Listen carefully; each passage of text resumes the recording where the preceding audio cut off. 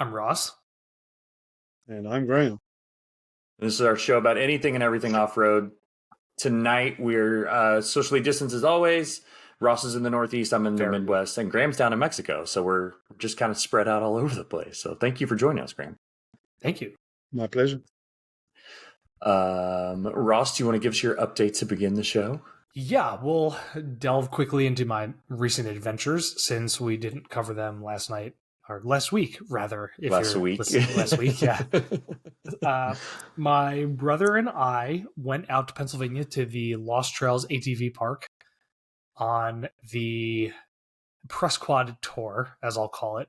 I was riding the Quad tour. Yes, I was riding the Polaris Scrambler XP1000S for the probably last time before it goes back to the manufacturer in a few weeks, and my soul weeps because it's amazing.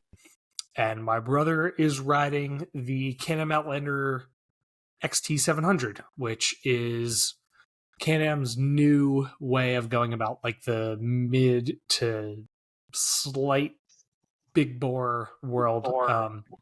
It used to have a V-twin. It used to be a 650-ish cc V-twin, and now they're doing a big single instead. So they want us to dive in and understand, singles are a little bit lighter, but they're a little less torquey, and how does it interact with everything you do with the quad. So we're playing with this thing to see what it's like.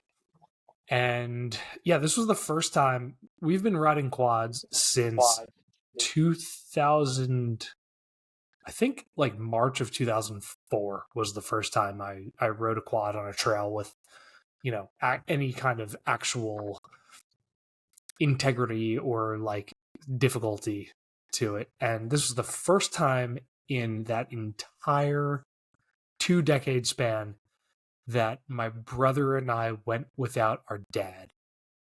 And he didn't join because he managed to mangle his Polaris Razor on the last trip the two of them did themselves, which, U-joints, as it turns out, are a fail point, not just in the Razor community or the Jeep community, but kind of universally. And yeah, it was weird just being myself and my brother because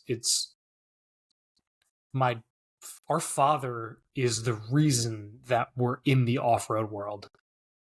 My earliest memories are of being in the back of his YJ Wrangler in the woods on the trails. And that's, long story short, and I know I've said this before, that's the path that has ultimately led me to be here and to be doing the show and to be in this community and this world.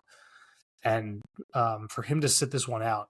And, we've had combinations, me and my dad, my brother and my dad, all three of us.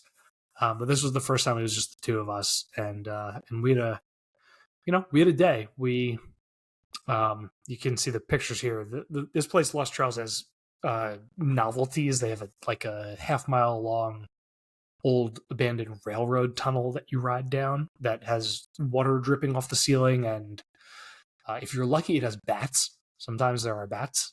Or if you're unlucky, it has bats. No, they're friendly bats. They don't bother you. They don't like the noise, so they're gone. It's a cool thing to see. And then there's this big top of the world thing where there's like a, multi-100-foot cliff that you can basically just like peer over. So we had a good day. We decided to abandon ship on pulling the quads on the trailer with the Colorado ZR2 press truck.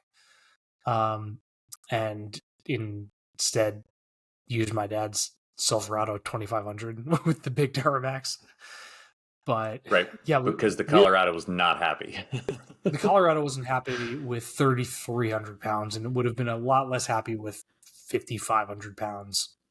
So yeah, but overall, great day. My brother will be on hopefully soon to talk about it, and to talk about, this is actually also the first time that he's ridden a quad on a trail that isn't our local club since 2016.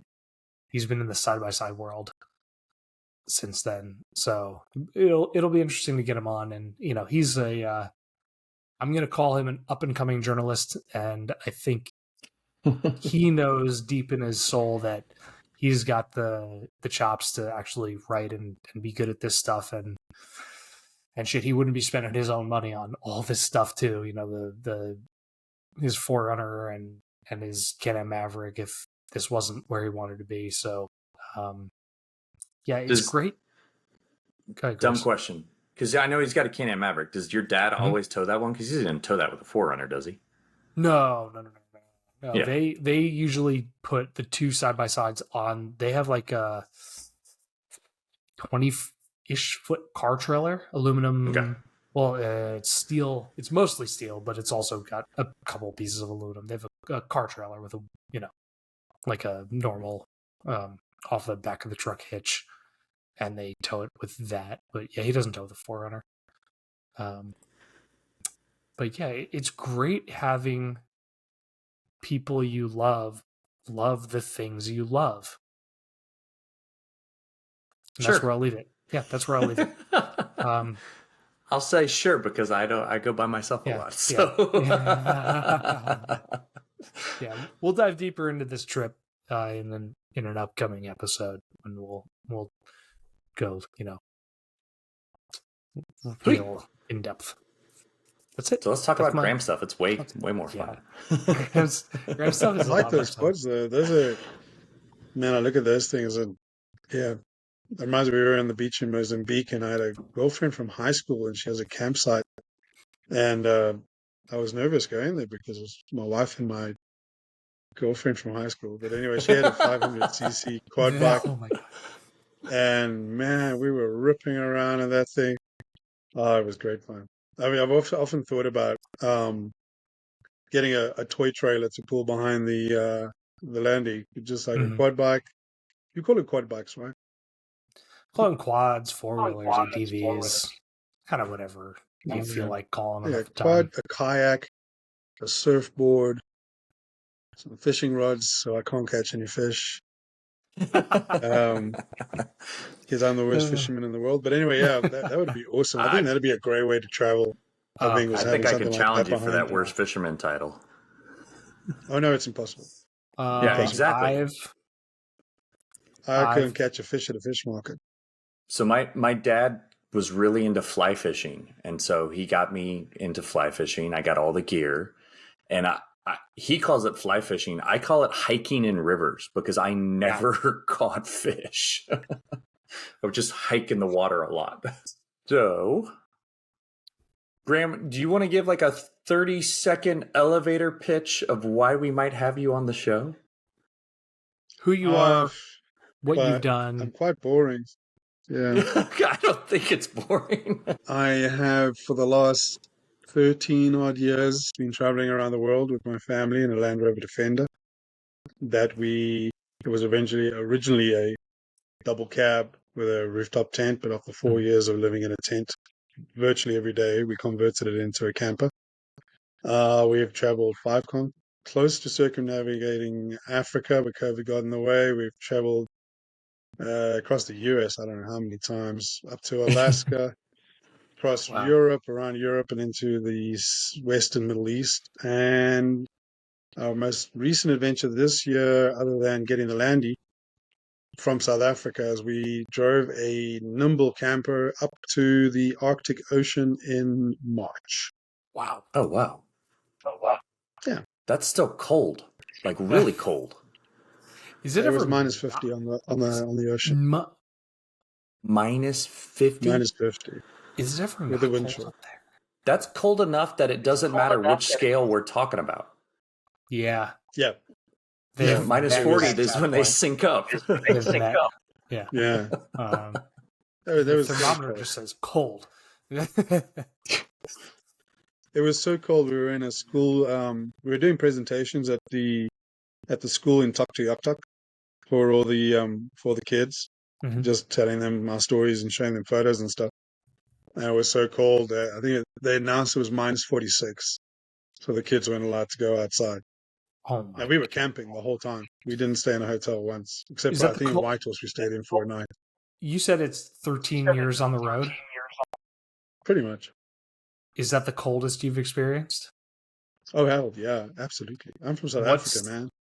What's the hottest? Not even our you've freezers get that experienced? cold in South Africa.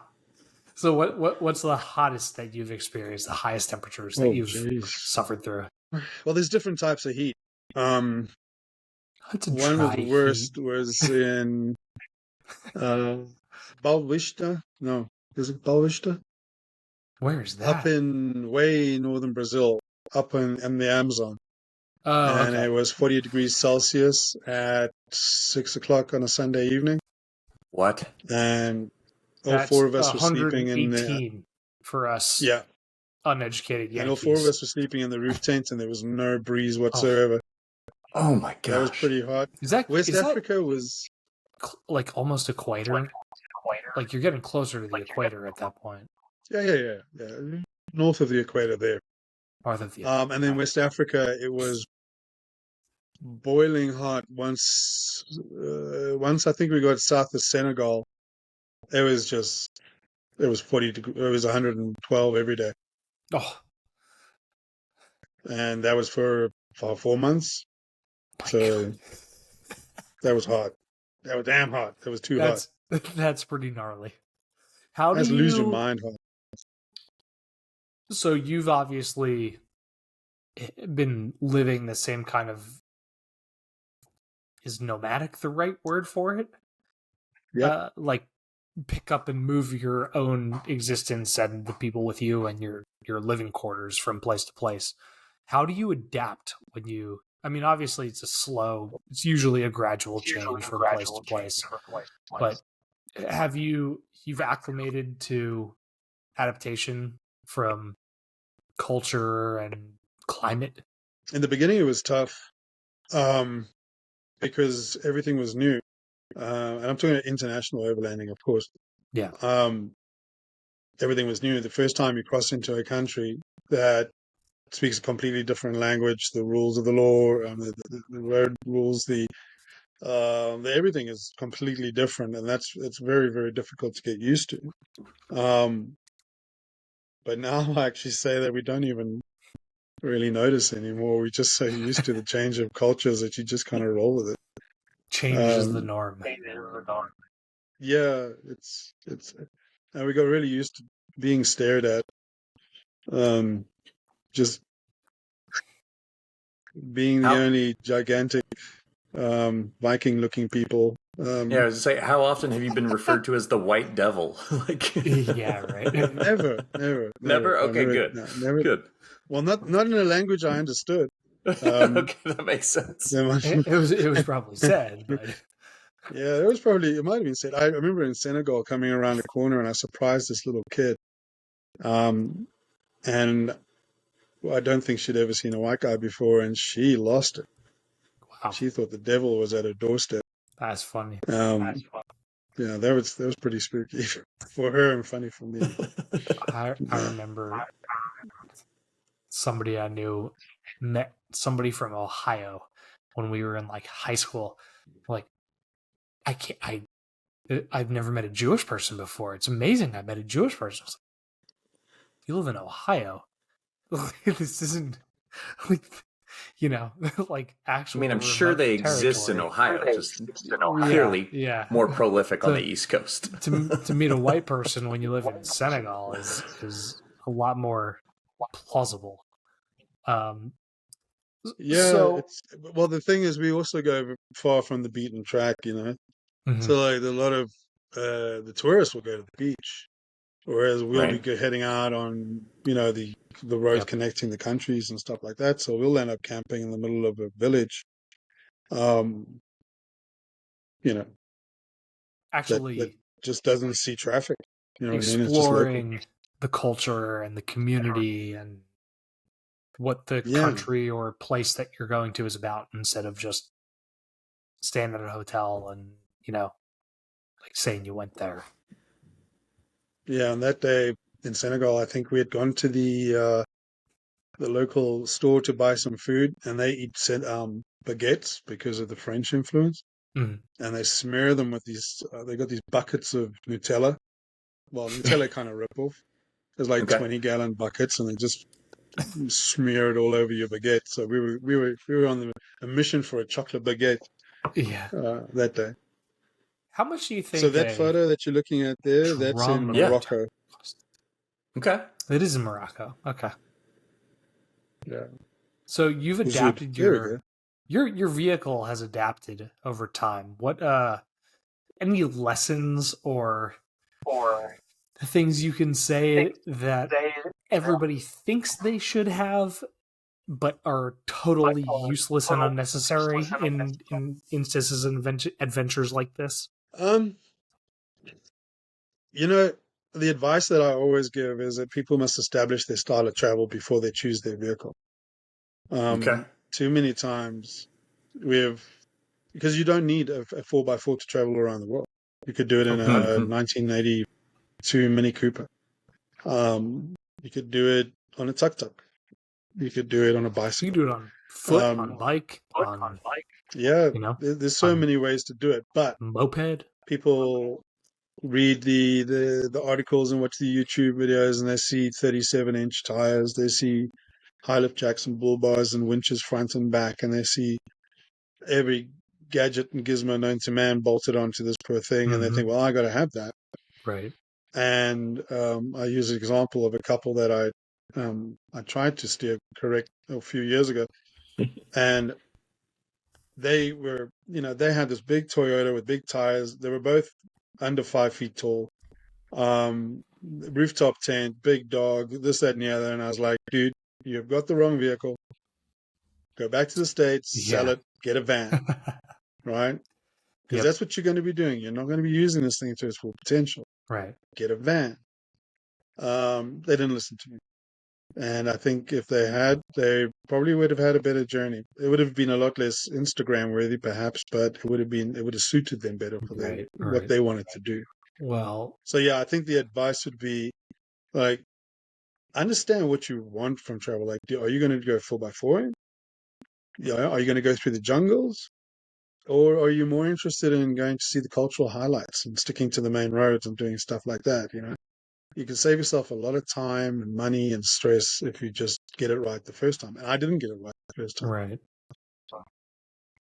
How did you realize that you didn't get it right the first time? I think it was the absolute rebellion that was happening in our campsite. Because there were 4 of us sleeping in one roof tent. Yeah. Yeah, no, it was a revolution brewing. And well, okay, so when we started out, the goal was to go 18 months Argentina to Alaska. And it eventually became clear to us there was absolutely nothing else we wanted to do with our lives. And then we kind of realized, well, it's okay. I mean, if you're going for an 18-month journey, that you could suffer through a rooftop tent for that long with kids. With kids is the caveat. But when it becomes a lifestyle, when it becomes a lifestyle, then it's like, you need a different way of traveling. Okay. Yeah, I mean, but that's the adaptability that you're talking about. Adaptability can be at the front end, the back end, or the middle. If you have a vision for what you want to do, but the wrong vehicle, or the right vehicle but the wrong vision, it's all about how you make those changes from A to B. And in the same capacity, that could be putting a camper on the back of a Tacoma instead of having it full of tools you'll never use.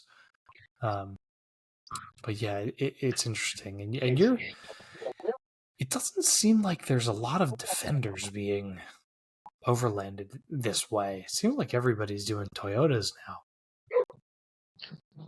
If you're talking about the Americas, yeah. But you go to Europe and you can still pick up. Side note, I'm in Mexico. There's always barking dogs. I hope so. It's part of the oil journey. Yeah. Is that the right word? I don't think so. Where were we?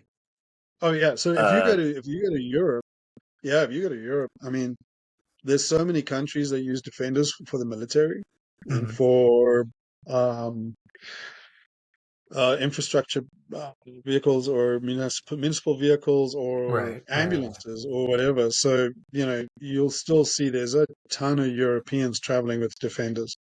And you'll see them a bunch, and they don't mind messing them up. The thing is, the Defenders that you're getting in the States these days, people are paying up to like $150,000 for these things. So there's no way they're going Oh to my go god. take and do the things that we did, like chop the thing up and put a box on the back. There's no Yeah. way they're going to do that.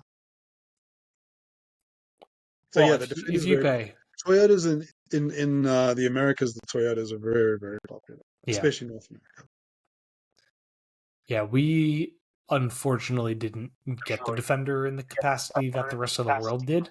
We had it in a very short-lived fashion here, short wheelbase 2-door. But yeah, we're starting to see Defenders a little bit. We were talking today about Discovery 2s, which keep it in the You're going to have, sorry family. to interrupt, you're going to have more Defenders than the rest of the world eventually. Because every Tom, Dick, and Harry is buying them up, slapping some paint on them, and a set of tires and selling them for 3 times what they bought them for. And they're coming from everywhere. They're coming from Turkey, South Africa, UK, you name it. I thought you were going to say because they're selling the new Defender here faster than they can even keep them on the shelf. Call it a Defender, call it a Disco 4, or a it's whatever. A good vehicle. It's a good vehicle. I'd travel with it, but it would be a different type of travel. It'd be like it's incredibly capable, the new Defender off-road. They are, yeah. And it's comfortable and it's smart and it's powerful and all of those things that my Defender is. But you can hack mine apart and bolt things to it and do all kinds of crazy shit to it. And it'll shrug it off. And I think that's the beauty of the older vehicle is it's utilitarian. Mm-hmm. Yeah, you got to fix it in the bush. It's a very different story.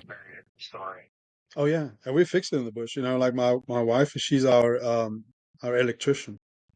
I was I say, don't who understand does the electricity. wiring? Louisa does the wiring. We actually broke down in the Congo in the middle of the bush. And it was a bad day to break down because it was a Sunday and all the locals were drunk out of their minds on palm wine and they were boot smacking the car and trying to get us to stop. And I was just smiling and I kept going. But I had a Japanese hitchhiker in the back. My daughter had malaria. It was a shit show. God. Yeah, and the Land Rover wouldn't go up hills because it was just stuttering so bad. We kind of figured it was probably the crank position sensor, the wiring. Mm-hmm. And we found a little place to pull over, and my wife fixed it in the middle of the bush. And then my son cooked us a steak and gave us a cold beer. You can write that as a script if you tried. That is a day. Oh, yeah. That's when beer is very precious. Touche. I'm scrolling for jungle photos now, just in case. Yeah, and I'm looking at our show notes going, oh my God, I have like 4 hours of things to talk about here. So, given your experience and expeditions and where you've been and what you've seen, can you give some basic, like, do not under any circumstance do this kind of tips or things that you wish you had known before you set out on this journey that you're on? Those are 2 separate questions, though. So, they intertwine. The do not do is do not be an idiot. Do not be disrespectful. Do not, just don't be insensitive. Don't be inconsiderate. Yeah, kill 'em with dangerous. kindness. Well, yeah, but also, you're at the mercy of the other cultures as you travel, and you have to treat them with respect because they deserve respect. And I've come across people with very, very bad attitudes, and I've convoyed with people with very, very bad attitudes. That lasted until I realized, and got out of it. But you see the situations you can get into, and you've got a bad attitude, and you can get guns pulled on you, you can get arrested, you can get all kinds of stuff happen. And it's just not worth it. And it's actually the one thing that, that I learned very quickly is have a very healthy dose of humility. It serves you very, very well. That's a good life lesson, not just tied to the to what you're doing, but when you're in other unfamiliar territories, that is a good thing to remind yourself of. It's essential. And when you treat people with respect and they don't expect you to treat them with respect, it actually disarms them. Like policemen or thugs or whatever. I could tell you stories that can go on for days, but I'm not going to. But yeah, humility is an important one. So the second part of the question was, what do I wish I'd known then? Mm-hmm.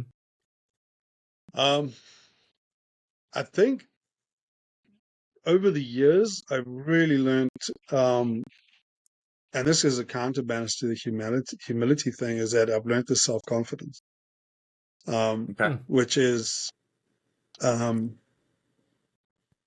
which is not arrogance, I don't think. I try not to be arrogant. There's a big disparity between the two of those. It's a self-belief that if I do the right things right, I'll get the outcome that I want. If I put the hard yards in, I'm going to get the result. It will take time, but I'll get it.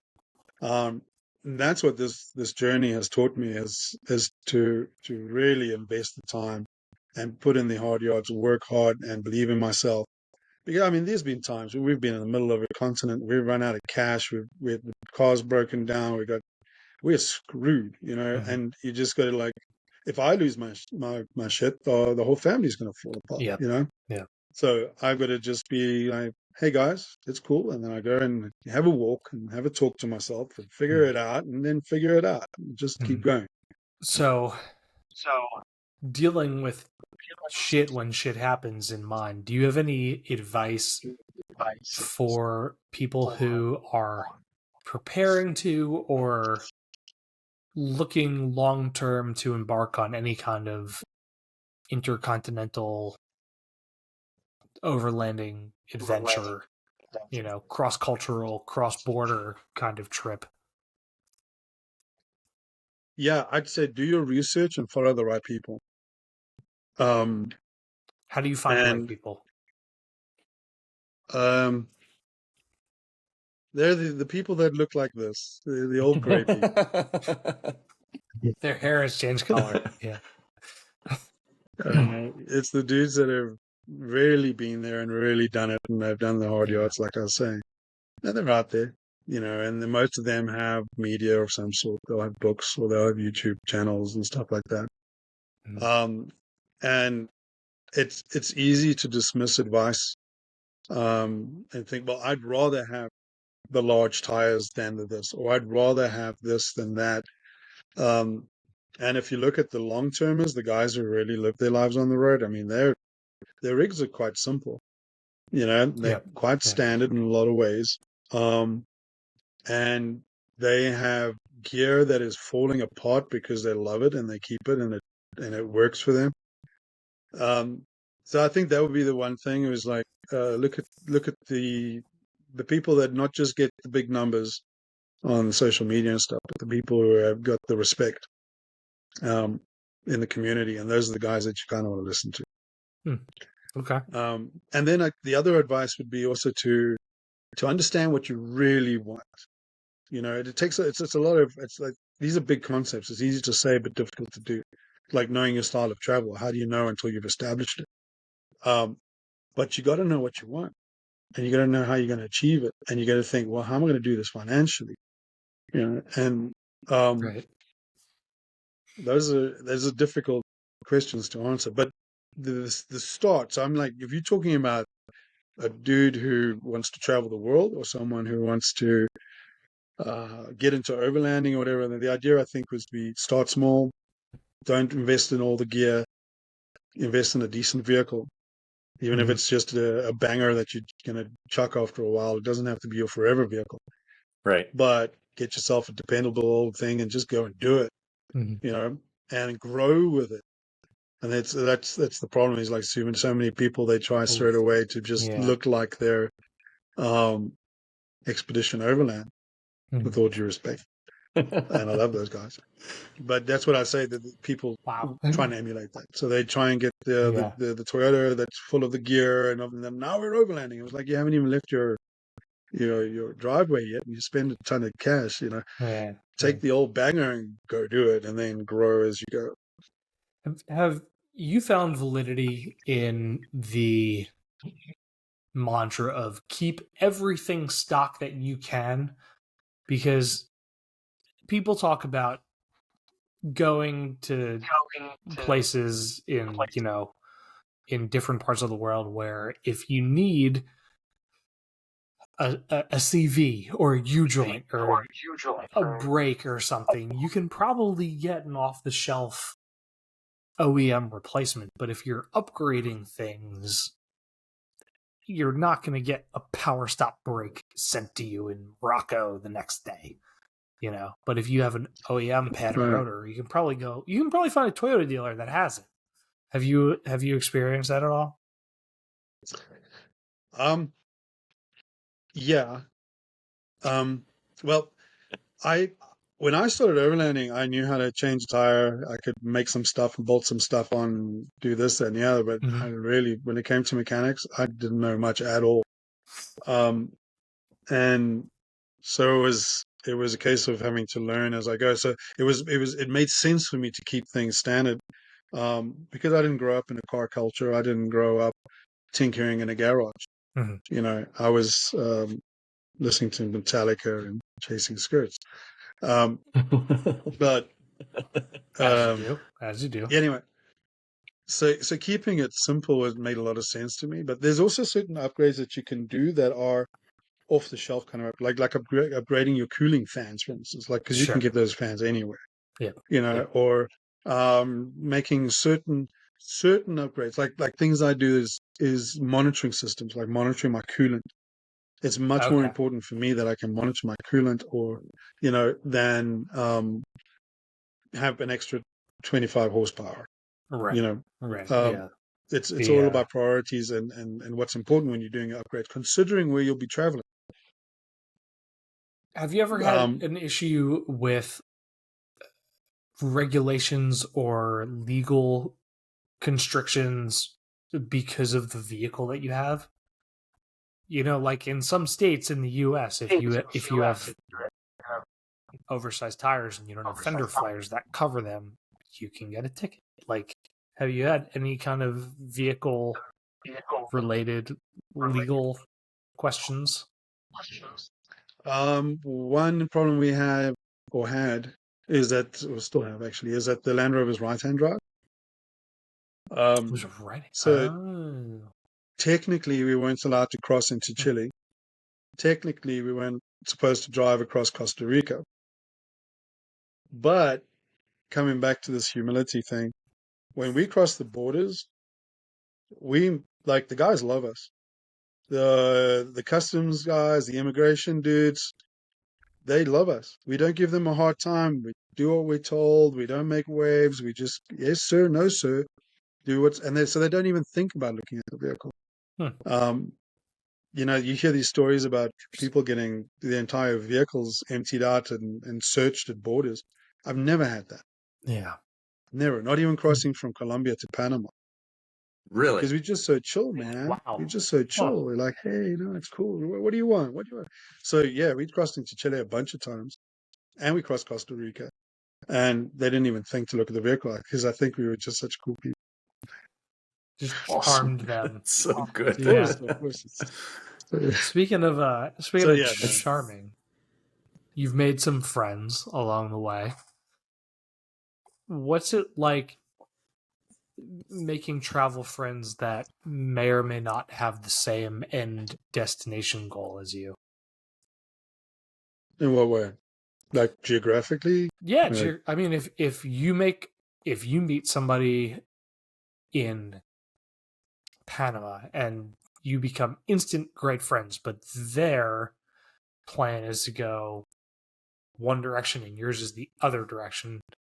How does that work? How do you how does on the road friend life happen and work here? It's a lot easier now that you've got social media. But I think what you'll find is a lot of long distance, long term travelers.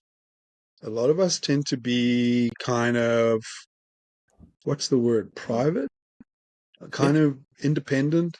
You kind of become that way, I think, you know.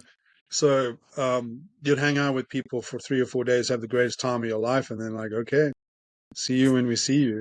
Yeah. That's interesting. You brought up this is Dipley. This is Jan and Leonie Forster. That's cool. They're South Africans as well. They've been traveling. They first started traveling in the 50s. They took a 2CV Citroen, which Jan just sold like last year. And they traveled around South America. Then they had kids and they took a break for a while and then they traveled again. And then they took this old girl and they were traveling with her. So Jan and Leonie, we met them in Flagstaff at the Overland Expo. And Expo West. It was and it was our first year at the Overland Expo, and we made quite an impression, I think. And everyone was inviting us to go to parties and do whatever. Mm-hmm. And then these two came along and said, "Come and have dinner with us." And we were like, "These are the dudes we're going to have dinner with." You know, there's all the industry bigwigs, but these are the people we need to talk to. You know, these are the people we need to respect and spend some time with. And I'm glad we did. Right. And they're amazing, truly inspirational. Leonie and I'm very lucky to have my Louisa. She's very, very similar to Leonie. They're ladies, you know, they're women in every sense of the word. You know, they're mothers, they're wives. But at the same time, they're the kind of people that can travel. I mean, my wife will follow me to the ends of the earth, and she's done it already, you know, and she'll make it better the whole way there, and she'll make it better the whole way back. So yeah, Leonie and Louisa are kindred spirits. That's fantastic. That's so yeah. When it comes to the friend thing, so sorry, you can tell I go off on a tangent, and you got to kind of just reel me back in. That's why we got a long time. That's why we have a podcast. So with friends, I mean, I've got friends that I've had barbecues with on 3 different continents. I've had people that I've run into in Europe and then again in Africa and in the Americas, you know. Mm-hmm. There's this very, very small tribe of the long-termers, and they get around. They get around a lot. Mm-hmm. And you'll see them. And the social media certainly helps. That's pretty cool. So, what are you up to now? You're in Mexico. What's the story with the Mexico expedition? It's not so much of an expedition. So we, at the start of COVID, we were in a campsite in South Africa with our Land Rover. And we were trying to get from Cape Town up to Turkey, then across the Stands and across Russia to Vladivostok. And then we were going to come across to the US. Wow. And that would have completed our circumnavigation of the planet in some ways. And then COVID happened when we were in the campsite.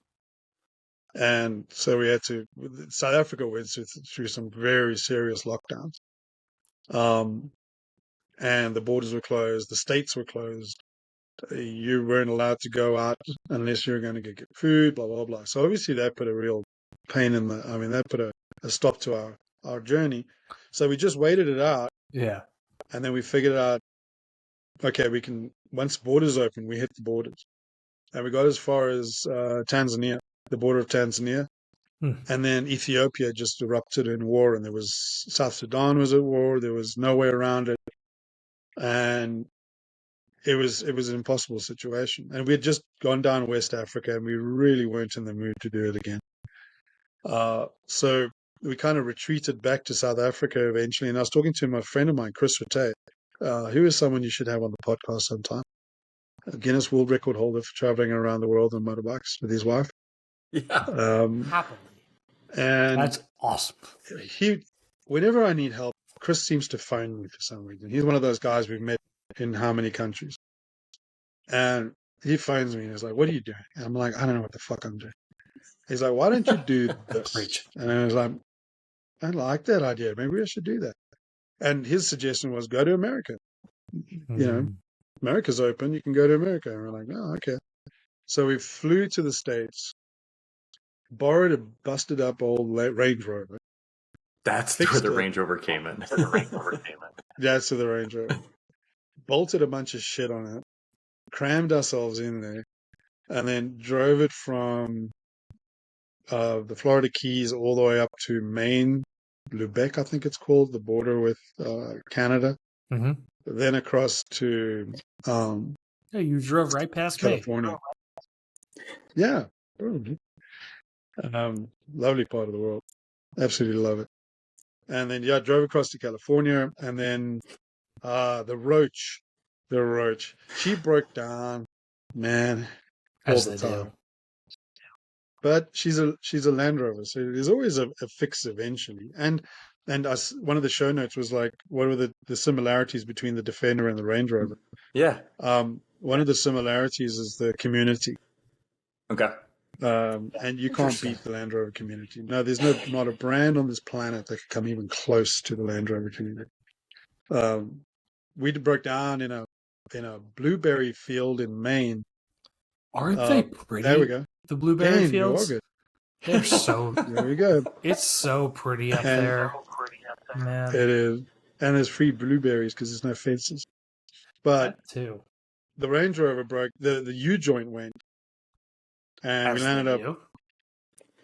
Yeah, pushing her into this field with the blessing of the owner of the field who came over, who told us a story that his dad had been in Europe back in the 50s or 60s. He bought an old series Land Rover. Then he toured around Europe with it. Then he shipped it to that farm in Maine. And then the farmer's brother, when he went to go study at Oxford or something in the UK, he took the Land Rover with him. Mm-hmm. And then the father and the farmer flew over and they toured around Scandinavia, Morocco, whatever, with this old Land Rover. And then they shipped it back and it was actually sitting in the guy's workshop. Wow, that's awesome. So he was cool with us breaking down in his blueberry field. And then there's a discovery there. We put it out. Where we broke down, it was like 300 feet from where we broke down. We had great internet, but where we broke down, we had nothing. Thank you, AT&T. And we put it out there, like we're stuck in this field. And this guy, Bruce, showed up the next day with a fully rebuilt front prop shaft, the tools, a blanket for us to lie on, the nuts, the bolts, everything. And we put it back together, and half an hour later, we were sitting having bacon and pancakes. Yeah, the off-road community really, really does. People. Wait till you get a Land Rover; it's even crazier. But people talk shit, like Jeep and Toyota people and Land Rover. Everybody talks shit about different makes and fans of different makes, but we're all ultimately in this together. You just need to find the right guys, Ross. Yeah, I have the right guys. I have a small squad, and we love each other, and it's pretty awesome. You'll see when you're traveling internationally, it doesn't matter what you use, what vehicle you use, because the other travelers will help you. But the beauty of driving a Land Rover is that the local Land Rover community will help you. And they've done it before. They came and picked us up in Bogota and fixed our Land Rover and whatever. I lost my Leatherman. I thought I lost my Leatherman through that hole in the floor. That's the driver's footwell. In the Range Rover? Yeah, that's the Range Rover. We fixed it. By the time we gave it back, man, it was in great condition. It's in great shape. The Land Rover or the Leatherman? Oh, yeah. You can't leave home without a Leatherman. One of your things was what's essential. It's a good attitude and a Leatherman. Can confirm. So this is my way of answering the story about what we're doing in Mexico is by telling you everything that happened before. And that works. There's a story for a story.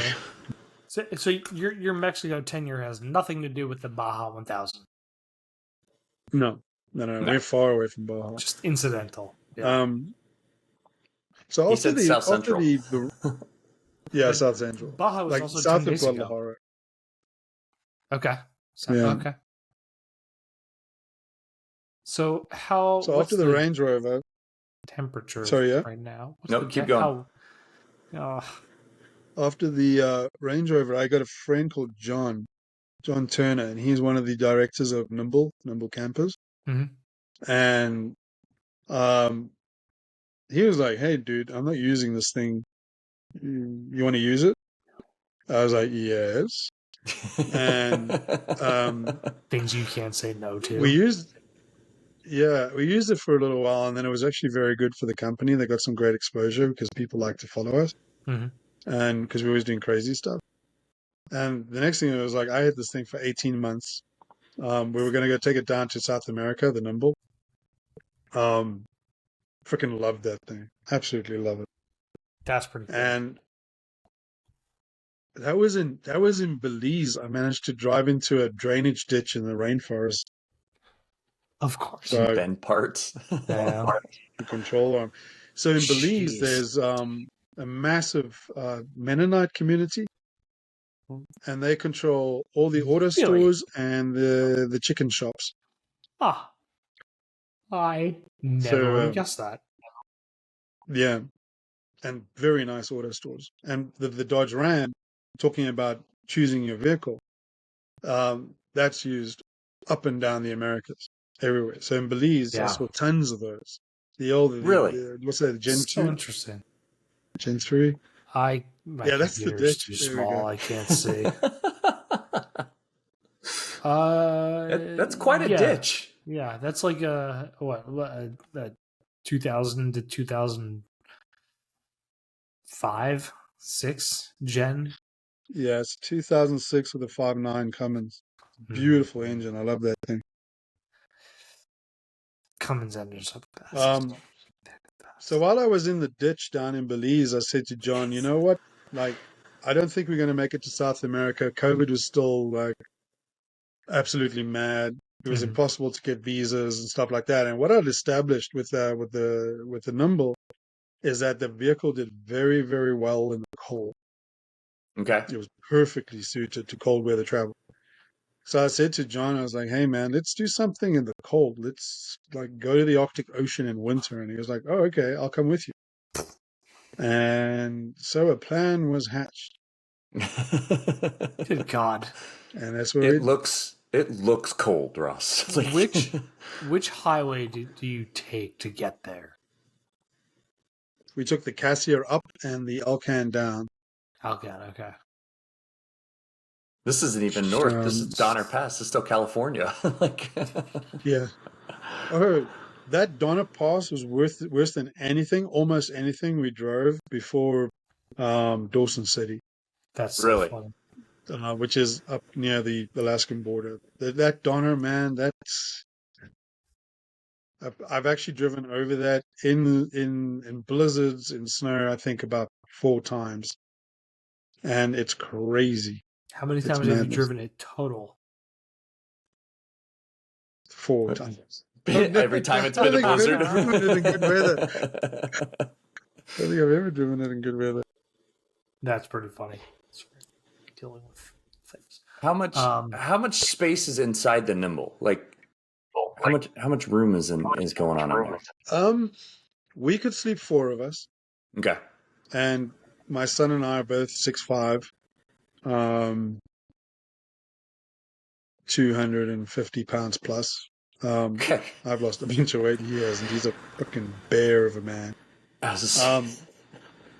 But he'd take the dinette and turn that into a bed, and then we just my daughter, myself, and my wife would just sleep on the overhang bed. It's a king size bed. Not quite a king, more like a queen. But yeah, we could do Big it. enough It was much. bed. 3 of us was much more comfortable, and 2 was perfect. But yeah, it's a great vehicle. It's got the lifting roof and it's actually really well insulated. Like I said, we were camping at minus 46, minus 50. And it never let us down, that thing. Unbelievable.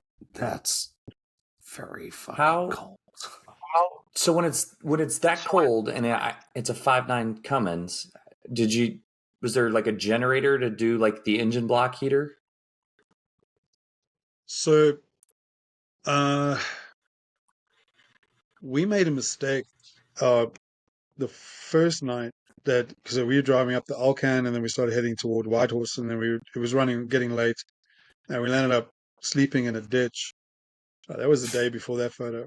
Not a Okay. ditch, in a valley, in a Mhm. pull off in a valley, and that's where all the cold air goes. And it was minus 36 during the night. Jesus. And we woke up, and I was like, "There is no way this Dodge is starting. There's not a chance." It's an auto? And I don't think it's got proper. I don't think it's got glow plugs. It's some other heating, preheating. Is Okay. But it, she started. is it a stick She shift truck started. or an automatic truck? That was automatic. Okay. Oh, yeah, you're fucked. Yeah. No, she started, and then we just let her warm up for like half an hour. Okay. And then what happened there is we left that valley, and we pulled over. John was in his Ford 4x4 van, and he pulled over for some reason. And Louisa got out to just because we always get out and just check everything's all right after driving for a while. Sure. And she was like, "Oh, it's pissing oil." I was like, "What?" That's Got not out, and it great. was pissing oil. Yeah, with the 5.9, it's got a breather on it Mhm. on the top of the valve cover, and then it goes down to like a filter thingy. And obviously, because of the extreme cold, that filter had blocked up, so the oil was coming out of the gasket around the Oh, valve cover. Oh no. and your heart It stopped took us a for a while to second, figure it right? out. You Yeah, saw it so and there I'm standing. It's shit your pants. Oh, no. exactly. But John, I was with, is an engineer, and he's a smart dude. And it's his vehicle. And I'm like, if you're willing to take the risk, I'll keep on driving. He's like, okay, we're cool. Right, Let's keep right, going. right. So And at so some point, did the filter warm up enough? no, it never did. Hmm. It never did. So we eventually just disconnected it, and Okay. it released that pressure, and it sprayed a little bit of oil now and then. But as far as I know, John still hasn't fixed it. It works perfectly as it is, so he just hasn't changed it. So Oh, what we loopholes. eventually learned to do, is either keep the vehicle running the whole night, Okay. or find a place where we can plug in the block heater, Oh and man. that was just fine. Because so John was with us in his van, and he rolled it on the way to Dawson City. Oops. Um, yeah, he somersaulted it into a snowbank. Yeah, you'll find it somewhere. There's a video of my social media of him. Everybody It was walked a dash cam away. footage of him somersaulting this thing. Okay. I found at least And an image of the fan, but I gotta find the dash yeah, it's there. You'll cam. see. And it's on Instagram. Oh And my god. so he rolled this thing. I stop, and you know how long it takes to stop when you're driving? It's 50 miles an hour. It's still Yeah. you need 300 feet to stop, Yep. even with spiked tires. Oh, Not spiked. What do you call it? Studded. studded. Studded tires. There we go. Yeah, studded tires. Oh. Oh Boom. my god. Okay, audio listeners, you have to go find this. Check. My god. Go to Graeme's Instagram, look for all the white snow stuff, and then you'll find it. Yeah. So literally, that's his dash cam. Just Did Front, you get a lost it. backwards this facing? is the rear. Yeah. Oh Boom. Somersault. man. This is what we saw. Jesus. Speaking of trying to stay calm while you're traveling, good lord. Because those vans are not like, they're decent, but like, how many crushed vans have we seen over the years? Like, Yeah. That So, escalated very quickly. Again, John, he's an engineer. He's an ex military guy. He's rolled a few cars in his time. He's been trained how to do it, or at least how to survive it. oh my How to gosh. And it was him and his service dog, MCAT. And so we pulled up next to him, pulled him out. He was fine. Made a cup of tea, and waited for the RCMP to arrive. The Mounties, Mounting police. and they came back. We got the van towed up, and then put all of his shit in the Nimbl with us, and then carried on going. Okay. That was my God. next question is like, did the van continue? It was drivable. What? Because he landed in snow. If there had been a boulder or like a log or anything hard, he would have been screwed. But so he drifted, hit the snow, it sucked him in, and then he somersaulted it, and then landed just in a snow pile. Yeah. Um, Once it gets so you bad.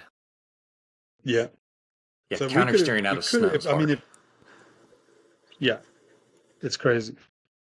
So if we had to, we could have recovered him with the Nimbl, and I think we probably would have got it going again, and we could have been able to keep going, but not all the way up to the Arctic Ocean. That would have been insane. Yeah, that would have been a heroic mission of missions.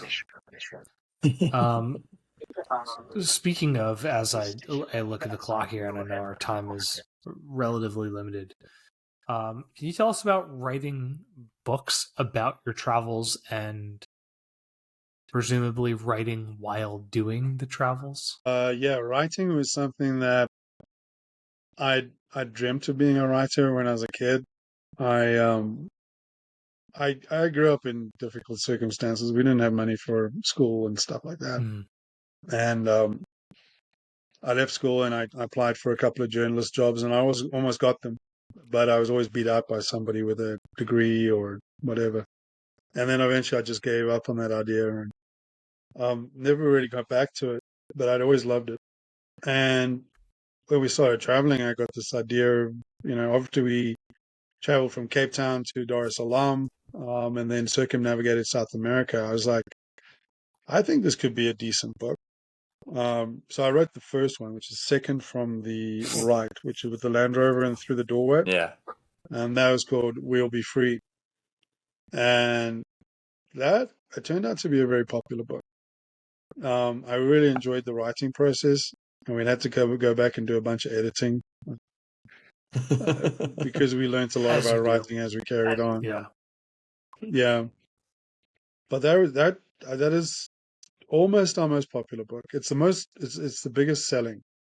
But our most popular book would be the one on the far left, and that's Travel the Planet Overland. And that we wrote, Louisa and I wrote that together in 2016. And that was how to do what we do and everything that we've learned Long ago. while traveling. That's a good one. That's like everything we know. It's like all the stuff that they don't tell you in the other books. That you don't tell. Well, it's not very academic. Because the way I write is I write with a sense of humor, and I like to take the piss of myself and other people. I like to have fun. Yes, you do.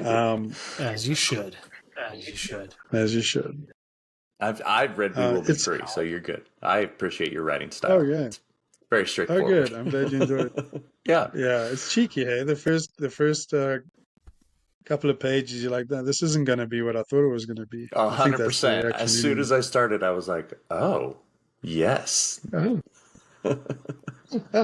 Juicy. Yeah. But that was a big book. And then Overlanding the Americas, La Lucha, that was Argentina to Alaska, across the US, converting the Land Rover into the camper. Mm-hmm. That was followed Europe Overland and Mud Malaria. Well, Europe Overland was, you think of Europe, you don't really think of it as a overland destination, really, but it is. It can be. And the most prolific overlanders you'll find on this planet are from Europe. So that was an interesting one. And then Mud Malaria, Guns and Miracles, that was West Africa. That's the roller coaster. We'll Be Free and Mud Malaria, those are the roller coasters. Definite roller coasters. Yeah. Yeah, we had a murder outside a camp in Nigeria where I was confronted by a man in camouflage carrying a Kalashnikov, beating the staff, and I had to confront this guy. God. We had endless problems with the Land Rover. We had the greatest 4x4ing you've ever seen in your life over the mountains of the Nigerian highlands into Cameroon.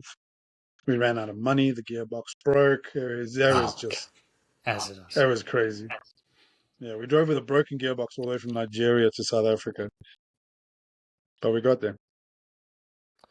But the writing process is what we usually do is I'll I need, especially in the beginning, I needed a lot of quiet to ride. I can do with a lot more noise these days 'cause I'm a lot more used to it. But then, so what we do is we'd like rent a cabin somewhere or have friends who had a farm in Brazil, like a coffee plantation with no one around except a couple of werewolves and cows. And I just sit there and knock out, like a book. And that's what I'll do is just find a quiet place somewhere and just sit and write and write and write and really get back into it. And the thing is, I have to relive the entire journey, the good and the bad, which at times can be very, very difficult because there's things I don't want to think about, or there's like things I don't want to relive. But it's a massive learning process. And talk about self-growth. I mean, you learn so much just going through that process of writing it all out. Mm-hmm. Yeah, you don't always. I mean, unless if you're just a straight up journalist, news reporter, you don't write things purely based on fact, like your own experience and opinion and feelings and nerves and stress and excitement and all that stuff is intertwined into what you're actually putting out. So yeah, it's I think that's what tells the story. It does. That's what tells the story is people can relate to. I mean, like leaving for an international overland trip, you've given up the house, you put all your stuff in storage, you're taking kids out of school. That's nerve-wracking stuff. What people wonder why I'm like pure white at the age of 48, and I'm like, so much easier just to sit at home and have a job and drink beer and go play golf on Sundays. It's like, it's massive stress, and I think if you're able to, to voice that and share that and help people understand, what it's really about and what it really feels like, and what it takes to achieve something like that, I think that's the important part. Because the principles of success that we've learned and what we've done are the principles of success in everyday life. So it's relatable, interchangeable. Was this your Japanese hitchhiker? Yuki! That's the man. He's crazy, man. He starts out every journey. He's traveled the whole world, and he starts out every journey with the same clothing. And it starts off white. Oh. So that clothing was white, but that you see that color. You see the bag next to him. You see that's the color of West Africa. The soil is all that red soil, and it gets on everything. Wow. Yeah, he would just lie in the back of the Land Rover eating bananas and sleeping while we bounced along across Gabon or whatever. Yeah, I didn't speak hardly a word of English. Sorry? That's the dream. The dream? Yeah. Yeah. He's a good dude. That's little Louie. I can't remember her name. What's her name again? Pia? German lady Pia, that's right. Argentine woman married to a German scientist. And they drove across West Africa with a couple of kids. She was amazing, man. She was rock solid, that woman. Was she you wouldn't believe it, 5 foot tall. Was it a big gray truck? Yeah, it was a Maguire's Dutch, like an old, I think it was a fire truck or something like that picked up for like 3,000 euros. Slapped a box on the back and then drove it across West Africa. This thing. From the back. Good God. That thing. That's the Cybertruck of adventure rigs. Ross, look at it move though. Like even the chassis seems to be moving separate from the box. Yeah, that thing was a nightmare, and it always smelled like urine. Because they had a little toilet that just dripped down the back. It was like a siphon or something. So you'd be in a campsite and it'd just be piss dripping out the back of it. Yeah, it looked okay, but it smelled terrible. It's not good. I gotta try and find a better shot of it. Don't want that. Really don't want that. Wasn't green. Where'd it go? I had it earlier. See, now I suck at this. That's because we've hit our time limit. Or at least for me. I do have. It's the glory of being on the East Coast, Ross. You're a pumpkin soon. Oh, I'm long since pumpkin. I have to do baby stuff in the morning, so yeah, I gotta cut it. Okay, well, I'll wrap up the show because I can't find a better shot of her truck this fast. I've been looking at the truck for like an hour. As soon as we wrap. Well, I can wrap it up real fast. So you can rate and review the show wherever you listen to podcasts. You can like and subscribe on YouTube. Graeme has many places you can follow him. Instagram is graeme.r.bell. But Graeme is Graeme. It's not what we're used to in the States all the time. But to be honest, this is the way I know how to spell Graeme the most. I think it's Scottish. And then it's A2A Expedition.com, correct? Yeah, that's the website. And then we're A2A Expedition on Facebook as well. Sweet. Ross is No Not Like the One from Friends, and I'm at Overland Dad, and we've done a show. Thank you so much for joining us, Graeme. Thanks, Graeme. It's my absolute pleasure. Thank you for having me.